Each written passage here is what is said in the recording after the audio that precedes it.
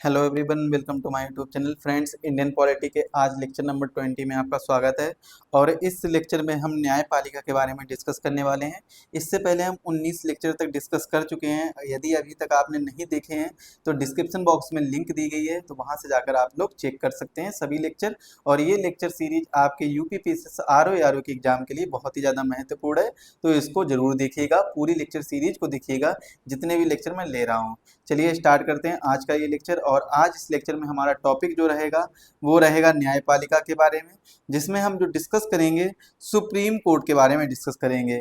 अब वहीं पर हम बात कर लेते हैं सबसे पहले न्यायपालिका के संवैधानिक प्रावधान के बारे में। तो संवैधानिक प्रावधान के बारे में बात करते हैं तो जो सबसे पहले हम बात करेंगे सर्वोच्च न्यायालय यानी सुप्रीम कोर्ट ऑफ इंडिया के बारे में बात करेंगे। किस भाग में दिया गया है, किस भाग में इनका वर्णन किया गया है? भाग 5 में वर्णन किया गया है। मतलब जो संघ का पार्ट है, संघ वाला भाग है, उसमें वर्णन किया गया है। अगर अनुच्छेद पूछे जाए कहाँ से कहाँ तक, अनुच्छेद 124 से 147 तक इनका वर्णन किया गया है। उच्च न्यायालय के बारे में भाग 6 में वर्णन किया गया है, यानी राज्य वाले पार्ट में वर्णन किया गया है।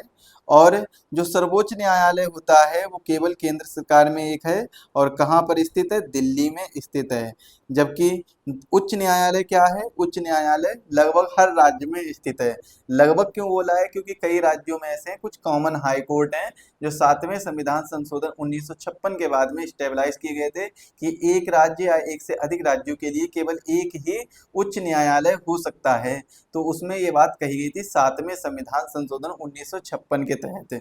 तो इसीलिए क्या है, लगभग हर राज्य में एक हाई कोर्ट है। मतलब या कह सकते हैं हम, हर राज्य का अपना हाई कोर्ट होगा, भले ही कोई कॉमन हाई कोर्ट हो या फिर सबका अपना अलग अलग हाई कोर्ट हो। अनुच्छेद के बारे में चर्चा की जाए तो अनुच्छेद 214 से 231 तक इनके बारे में वर्णन किया गया है। वहीं पर हम बात करते हैं अधीनस्थ न्यायालय की, तो अधीनस्थ न्यायालय भाग 6 में इनका वर्णन किया गया है। भाग 6 में क्यों किया गया? क्योंकि ये भाग जो 6 है वो राज्य का हिस्सा है, और राज्य के हिस्से के अंतर्गत ही क्या आते हैं? अधीनस्थ न्यायालय आते हैं, या फिर हम कह सकते हैं सब ऑर्डिनेट कोर्ट। सब ऑर्डिनेट कोर्ट, ये इंपॉर्टेंट चीज है, आप लोग इसको याद रखिएगा। सबऑर्डिनेट कोर्ट्स कहाँ पर आते हैं? राज्य के अंतर्गत आते हैं। मतलब जो भाग 6 है उसके अंतर्गत आते हैं। भाग 7 या फिर और जो ट्रिब्यूनल वाला पार्ट है उसके अंतर्गत नहीं आते हैं। तो ट्रिब्यूनल वाले पार्ट में क्या आता है? उसमें आता है अधिकरण। तो अधिकरण ये कब ऐड किया गया था?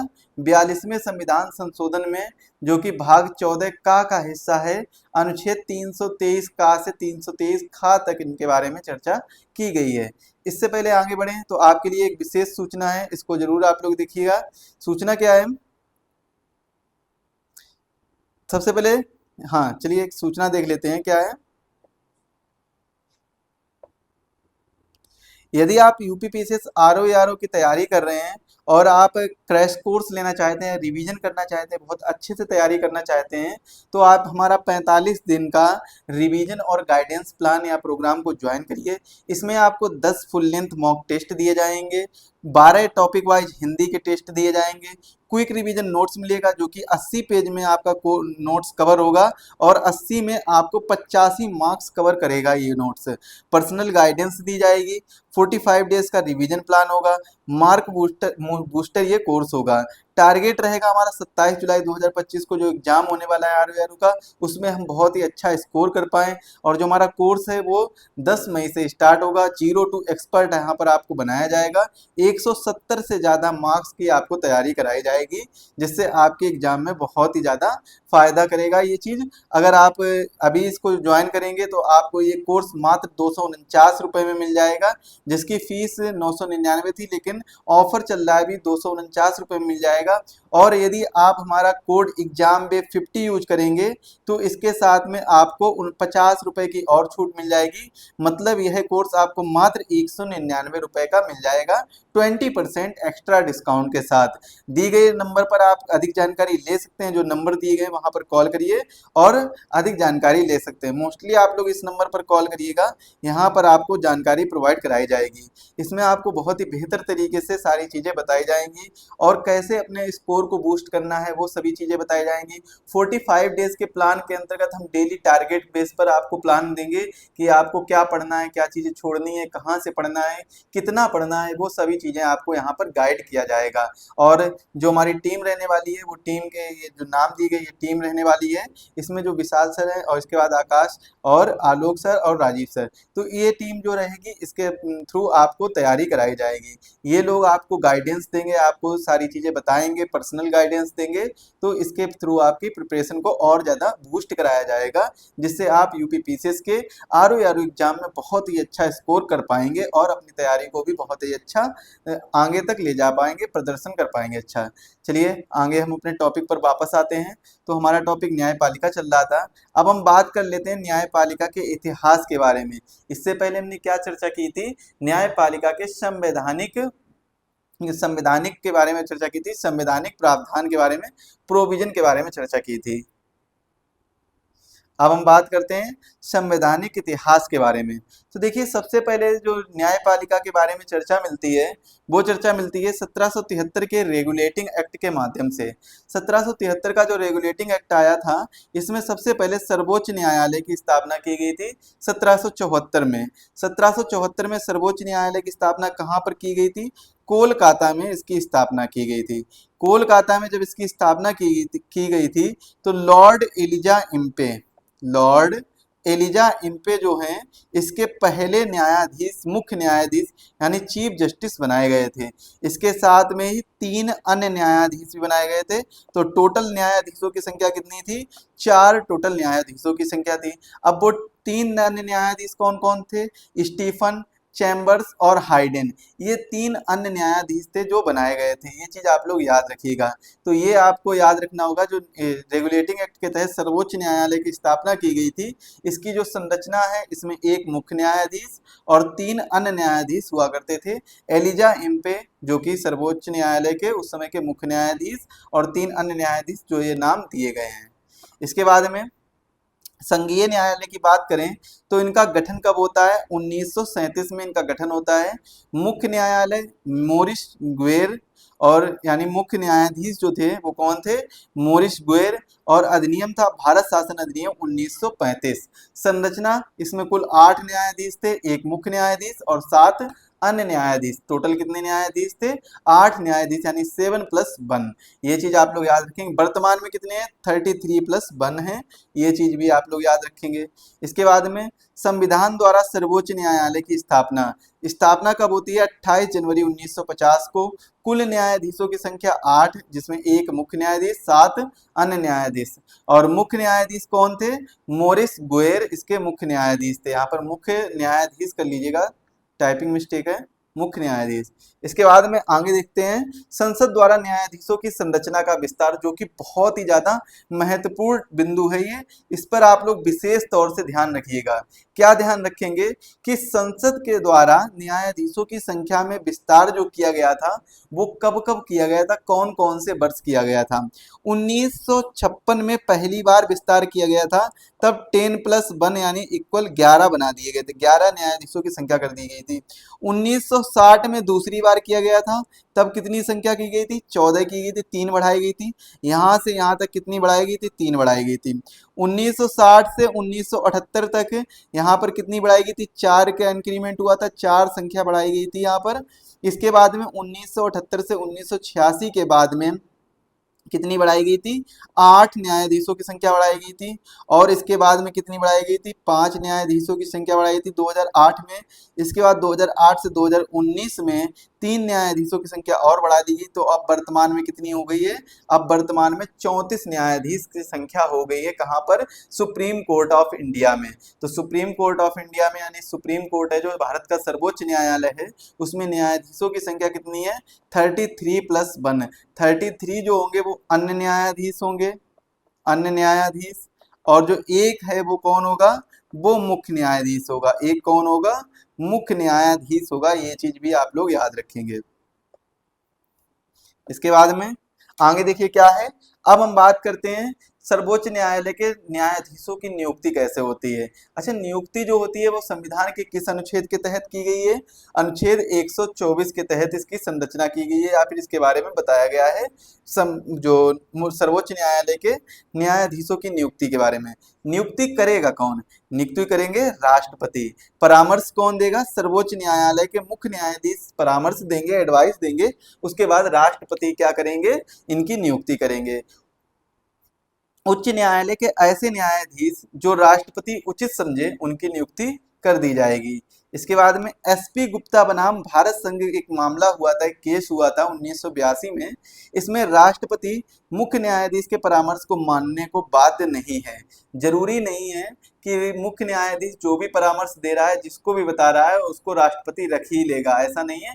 तो राष्ट्रपति जो है वो बाध्य नहीं होगा कि चीफ जस्टिस ऑफ इंडिया जो जिसके बारे में बता रहा है कि इनको न्यायाधीश बनना चाहिए या नहीं बनना चाहिए, जरूरी नहीं कि उनके फैसले को या उनके परामर्श को बाध्य है या परामर्श को माने या ना माने, ये राष्ट्रपति के ऊपर डिपेंड करेगा। इसके बाद में सर्वोच्च न्यायालय में जो दूसरा जज केस था, सेकेंड जज केस 1993 में, इसमें क्या किया गया था? कोलेजियम व्यवस्था का अस्तित्व आया था।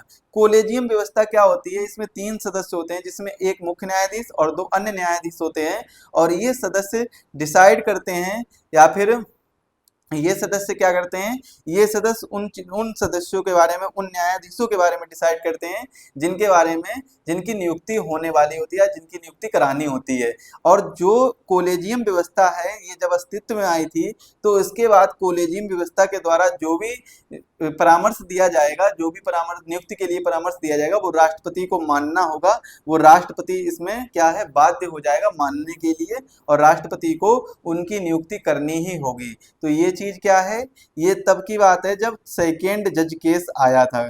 कौन सा केस आया था? सेकेंड जज केस कब आया था? 1993 में। तो 1993 में जब सेकेंड जज केस आया था, इसमें किसकी व्यवस्था की गई थी? इसमें कोलेजियम व्यवस्था की गई थी। और कोलेजियम व्यवस्था क्या होता है? कोलेजियम व्यवस्था के द्वारा जो न्यायाधीशों की नियुक्ति होने वाली होती है, उनके लिए परामर्श दिया जाता है कि इनकी नियुक्ति कर लेनी चाहिए और इनकी नियुक्ति नहीं कर लेनी चाहिए। मतलब कोई सा भी परामर्श है वो दिया जाता है, एडवाइस दी जाती है, और राष्ट्रपति इनकी एडवाइस मानने के लिए बाध्य होगा और इनकी एडवाइस उसे माननी ही पड़ेगी। तो ये कोलेजियम व्यवस्था है जो कि सेकेंड जज केस 1993 में अस्तित्व में आई थी। इसके बाद में एक केस और हुआ था, थर्ड जजमेंट केस।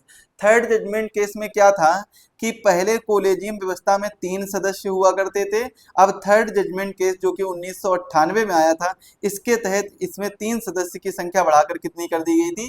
5 सदस्य कर दी गई थी, जिसमें एक मुख्य न्यायाधीश और 4 अन्य न्यायाधीश हुआ करते थे। मुख्य न्यायाधीश की सहमति आवश्यक है, कम से कम 4 सदस्यों की सहमति चाहिए, इसीलिए कोलेजियम व्यवस्था में कितने अब 5 सदस्य शामिल कर दिए गए थे। इसके बाद में एक एनजेएसी का गठन होता है, जिसकी संरचना क्या होती है? कुल सदस्य इसमें 6 होते हैं। 99th कॉन्स्टिट्यूशनल अमेंडमेंट एक्ट 2014 के द्वारा इसका गठन किया जाता है। इसमें एक मुख्य न्यायाधीश, 2 वरिष्ठतम न्यायाधीश और भारत का कानून मंत्री जो भी होगा वो होगा, और 2 प्रख्यात व्यक्ति। 2 प्रख्यात व्यक्ति कौन कौन से हो सकते हैं? या तो प्रधानमंत्री हो सकता है, या तो कोई विपक्ष का नेता हो सकता है, या एक विधिवेत्ता हो सकता है। या तो कोई एक विधिवेत्ता हो सकता है, या तो प्रधानमंत्री हो सकता है, या तो विपक्ष का नेता हो सकता है। तो ये चीजें क्या हैं? ये इसमें एनजीएसी में व्यक्ति जो सदस्य संख्या है वो निर्धारित की गई थी। इसके बाद में योग्यता क्या होनी चाहिए न्यायाधीश की नियुक्ति के लिए? तो 10 वर्ष कम से कम उच्च न्यायालय में अधिवक्ता रहा हो या 5 वर्षों तक उच्च न्यायालय में न्यायाधीश रहा हो। इनका वेतन क्या है? मुख्य न्यायाधीश का वेतन 2,80,000 है, जो कि भारत की संचित निधि से दिया जाता है, और अन्य न्यायाधीश जितने भी होते हैं उनका वेतन 2.5 लाख रुपए पर महीना है, पर मंथ है। और इनको अगर त्यागपत्र देना होगा तो राष्ट्रपति को अपना त्यागपत्र दे सकते हैं। इनका कार्यकाल पद ग्रहण करने की तिथि से 65 वर्ष की आयु तक होता है। कितना होता है? जिस दिन वो पद ग्रहण कर रहे हैं उसके जब भी उनकी 65 वर्ष की आयु हो जाएगी तब तक ही उनका कार्यकाल रहता है। न्यूनतम आयु इसमें निर्धारित नहीं की गई है। वैसे आपको कई जगह पर ये देखने को मिलता है कि न्यूनतम आयु भी निर्धारित कर दी जाती है और एक एज भी बता दी जाती है कि इस एज तक या फिर इतने समय का कार्यकाल है, वो आप कर लीजिए या फिर अपनी एज पूरी कर लीजिए। तो ऐसी चीजें बता दी जाती हैं। शपथ कौन दिलाता है इनको? राष्ट्रपति इनको शपथ दिलाते हैं। इसके बाद में न्यायाधीशों को हटाने की क्या प्रक्रिया है, इनका आधार कैसा होता है। आधार तो होता है साबित कदाचार और इसके बाद में असमर्थता। तो ये दो आधारों के आधार पर इनको न्यायाधीशों को हटाया जा सकता है। संसद के द्वारा इनको हटाया जाएगा, जिसमें लोकसभा 100 सदस्य स्पीकर सहित। इसके बाद में शर्त क्या होती है, राज्यसभा 50 सदस्य सभापति सहित। तो ये लोग शामिल होते हैं। अब जैसे कि एग्जाम्पल लेते हैं, अगर मान लेते हैं कि लोकसभा में किसी न्यायाधीश को हटाने का प्रस्ताव पारित किया जाता है, तो उसमें 100 सदस्य चाहिए स्पीकर सहित, उनकी सहमति होनी चाहिए। इसके बाद में क्या होगा, इसके बाद में उनके हटाने की प्रक्रिया चलाई जाएगी या और जो भी शर्तें होंगी वो पूरी करनी होगी। इसके बाद में अगर राज्यसभा में वो प्रस्ताव पारित किया जाता है, सबसे पहले लाया जाता है, तो राज्यसभा को 50 सदस्य चाहिए सभापति सहित। इसके बाद ही न्यायाधीश या मुख्य न्यायाधीश को हटाया जा सकता है। 3 सदस्यीय न्यायाधीश जांच समिति की स्थापना कब होती है, 1968 में होती है। ये चीज आप लोग याद रखिए, 3 सदस्यीय न्यायाधीश जांच समिति। इंपॉर्टेंट ये फैक्ट है, ये कई बार एग्जाम में पूछा भी जा चुका है। 3 सदस्यीय न्यायाधीश जांच समिति की स्थापना 1968 में। संसद क्या करता है, विशेष बहुमत से सेकेंड टाइप से पारित किया जाएगा राष्ट्रपति की सहमति के लिए। जो न्यायाधीश को हटाने की जो प्रक्रिया है, न्यायाधीशों को हटाने की जो प्रक्रिया है वो क्या है कि संसद इसमें विशेष बहुमत के, जो सेकेंड टाइप का विशेष बहुमत होगा, उसके द्वारा इनको हटाया जा सकता है। इसके बाद में सर्वोच्च न्यायालय की अन्य नियुक्ति, जैसे बहुत से ऐसी नियुक्तियां हो जाती हैं, अन्य अन्य लोगों की, अन्य न्यायाधीशों की नियुक्तियां कर दी जाती हैं, उनके बारे में जान लेते हैं। कार्यकारी मुख्य न्यायाधीशों की नियुक्ति कौन करता है, अनुच्छेद 126 के तहत की जाती है कार्यकारी मुख्य न्यायाधीशों की नियुक्ति। और जितनी भी नियुक्तियां हैं वो कौन करता है, राष्ट्रपति ही करते हैं। सर्वोच्च न्यायालय के मुख्य न्यायाधीश और कोलेजियम, जो कोलेजियम होता है, उनकी सहायता से, उनके परामर्श से राष्ट्रपति के द्वारा ही नियुक्ति की जाती है। लेकिन अगर हम बात करें कार्यकारी मुख्य न्यायाधीशों की नियुक्ति किस अनुच्छेद के द्वारा होती है, अनुच्छेद 126 के द्वारा।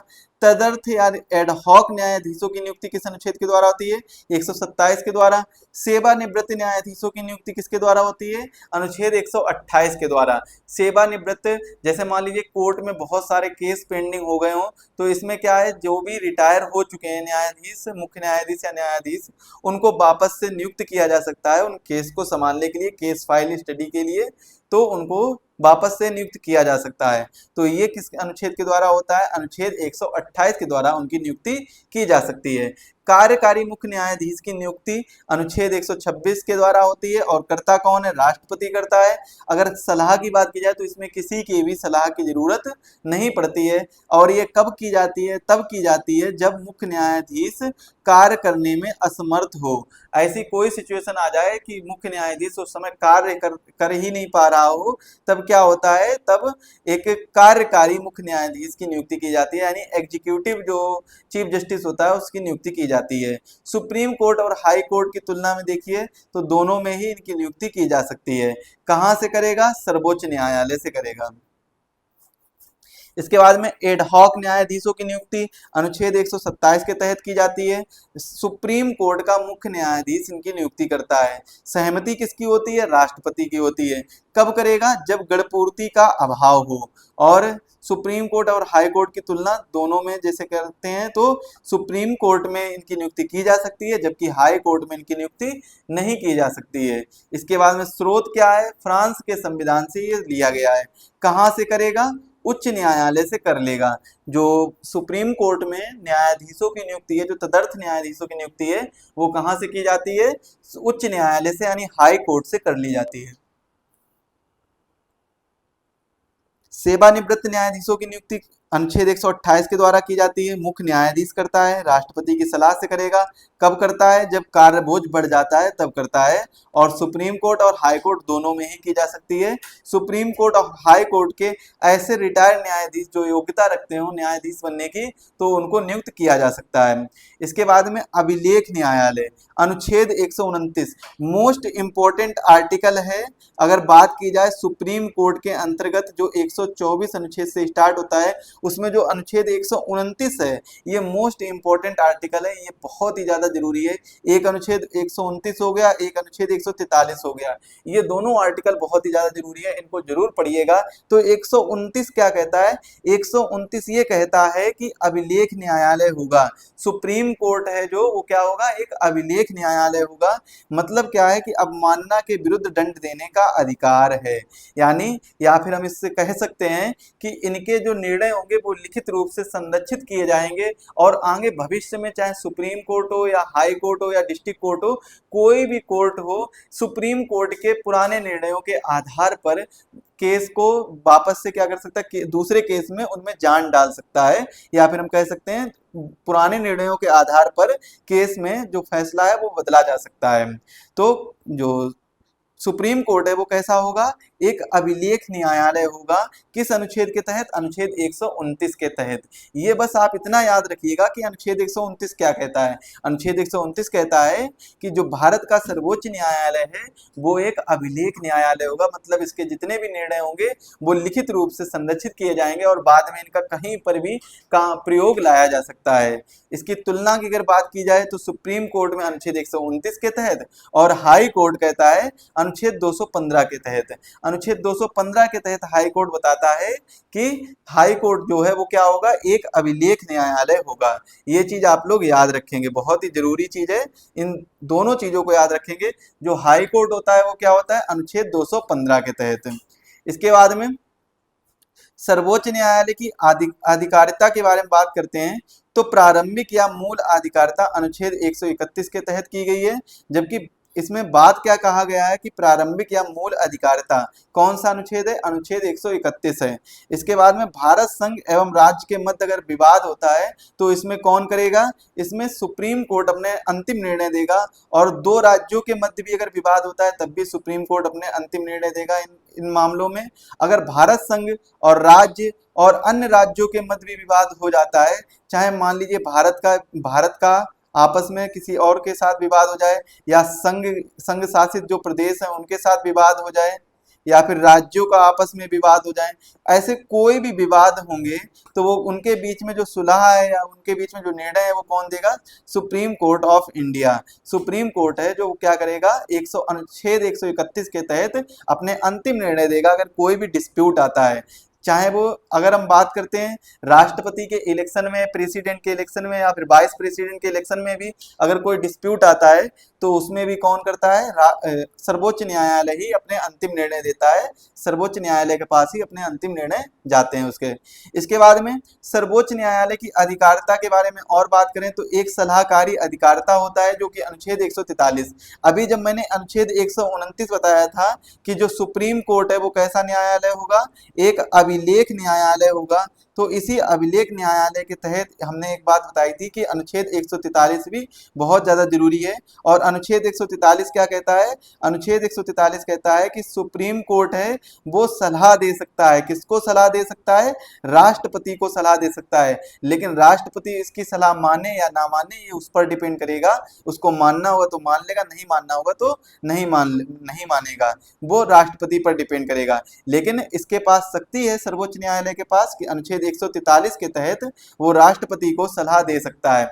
अनुच्छेद 137 के तहत न्यायिक पुनरावलोकन कर सकता है, और अनुच्छेद 32 के तहत रिट जारी करवा सकता है। मतलब अनुच्छेद 32 के तहत अगर कोई भी जो फंडामेंटल राइट्स हैं इनका हनन होता है, इनका उल्लंघन किया जाता है, तो कोई भी व्यक्ति जाकर अनुच्छेद 32 के तहत क्या है? रिट डाल सकता है। कहां पर डाल सकता है? सुप्रीम कोर्ट में रिट दे सकता है, रिट दाखिल कर सकता है।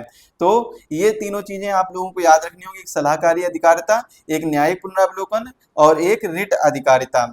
इसके बाद में सर्वोच्च न्यायालय की अपीलीय क्षेत्राधिकार होते हैं, वो कौन कौन से अनुच्छेद के तहत आते हैं? अनुच्छेद 132 से 136 के तहत आते हैं अपीलीय क्षेत्राधिकार। संवैधानिक मुद्दों से जुड़ी जो अपीलें होती हैं वो अनुच्छेद 132 के तहत की जा सकती हैं।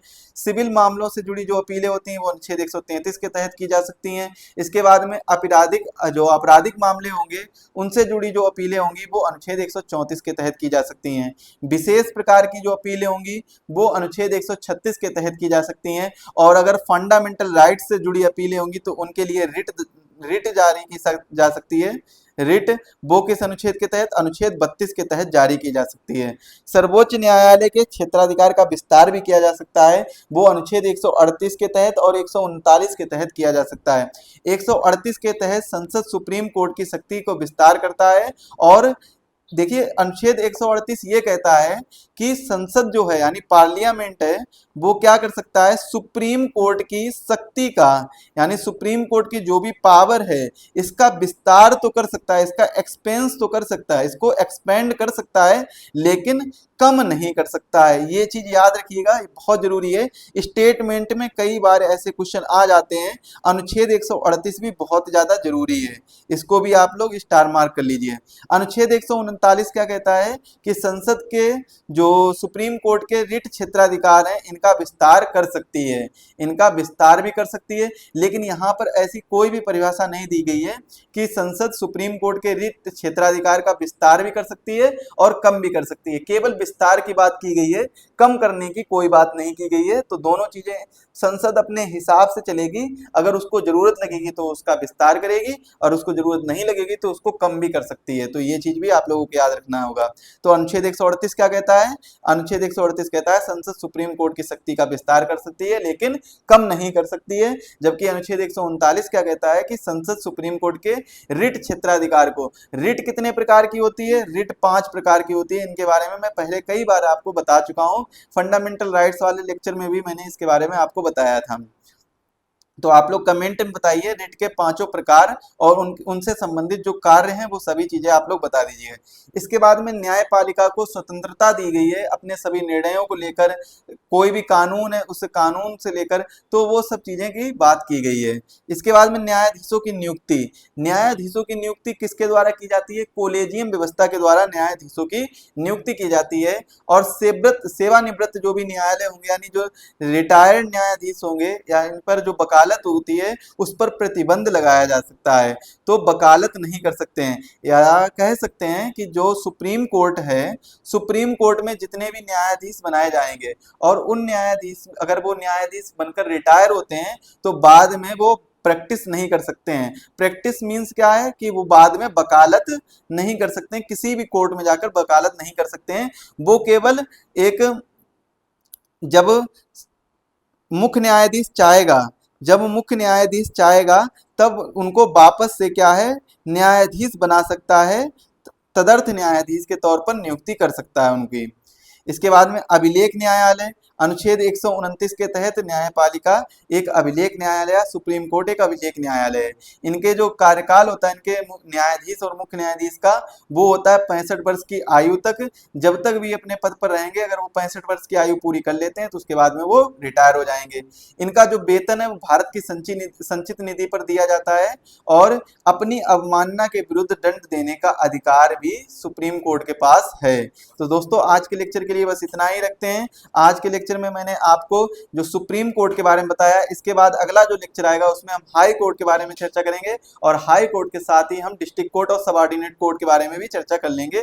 और उसके बाद में कुछ ही 1-2 टॉपिक और रह जाएंगे और हमारा जो पॉलिटी है वो पूरा खत्म हो जाएगा। और पॉलिटी के बाद में हम इकोनॉमी स्टार्ट करेंगे, जो कि आपके आरओ के एग्जाम के लिए बहुत ही ज्यादा जरूरी है। अगर आपको कोई भी क्वेरी करनी है तो आप हमसे इंस्टाग्राम पर जुड़ सकते हैं। अगर आपको इसकी पीडीएफ चाहिए तो पीडीएफ के लिए आप टेलीग्राम चैनल को ज्वाइन कर लीजिए और एग्जाम वेब ऐप को जरूर डाउनलोड कर लीजिएगा, क्योंकि वहां पर आपको बहुत ही अच्छे प्राइस में, अफोर्डेबल प्राइस में कोर्स प्रोवाइड कराए जा रहे हैं। और साथ ही साथ में आपको इसकी पीडीएफ जो पॉलिटी की कंप्लीट पीडीएफ है वो आपको एग्जाम वेब ऐप पर ही प्रोवाइड कराई जाएगी, तो वहां से आप लोग डाउनलोड कर सकते हैं। और अंतिम समय में एक सूचना और है कि यदि आपने अभी भी कोर्स ज्वाइन नहीं किया है तो कोर्स को जरूर ज्वाइन कर लीजिएगा। यूपी पीसीएस आरओ के री एग्जाम के लिए 45 दिन का गाइडेंस प्रोग्राम और रिवीजन प्लान है, जिसमें आपको डेली टारगेट दिया जाएगा और आपका कोर्स पूरा कराया जाएगा। इसमें जो फीचर्स हैं वो 10 फुल लेंथ आपको मॉक टेस्ट दिए जाएंगे, जिसमें 12 टेस्ट आपके टॉपिक वाइज हिंदी के टेस्ट रहेंगे, क्योंकि हिंदी 60 नंबर की आएगी और 60 नंबर में हमारी कोशिश रहेगी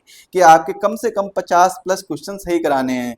क्विक रिवीजन नोट्स दिया जाएगा जो कि 80 पेज का क्विक रिवीजन नोट्स होगा और इससे 80 पेज में ही आपको 85 प्लस मार्क्स कवर किए जाएंगे। मतलब क्या है कि 140 जीएस के क्वेश्चन में आपको 85 5 मार्क्स आपको केवल 80 पेज की पीडीएफ से ही मिल जाएंगे, जो कि वो आपको लास्ट में दी जाएगी। डेली टारगेट के हिसाब से आपको सारी चीजें बताई जाएंगी। 45 डेज का रिवीजन प्लान रहेगा, जिसमें आपको डेली टारगेट दिया जाएगा, पर्सनल गाइडेंस रहेगी, मार्क बूस्टर कोर्स रहेगा, और तैयारी जो हमारी रहेगी वो 27 जुलाई 2025 को जो आरओआर का एग्जाम है उसकी तैयारी रहने वाली है।